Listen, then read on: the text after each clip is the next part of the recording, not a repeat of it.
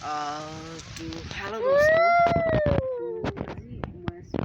পথাৰত ধান ৰুই আছো চাউল গোটেই বোকা বোকা হৈ আছে পথাৰত ধান ৰুই আছে আৰু আমাৰ এইটো এজনী ভাইটি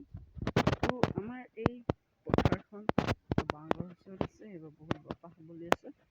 আৰু আমাৰ কাৰণে এটা খবৰ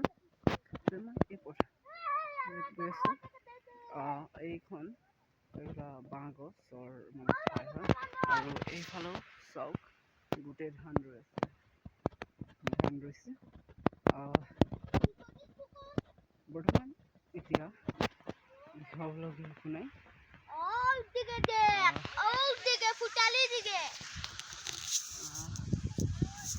এইটো চাওক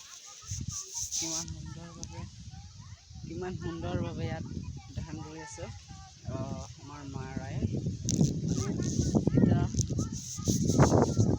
সুন্দৰ পৰিৱেশৰ লগত আমি আজি ধান ৰুই আছো তো মোৰ চেনেলখন ছাবস্ক্ৰাইব কৰি দিব এণ্ড লাইক কৰি দিব বাই বাই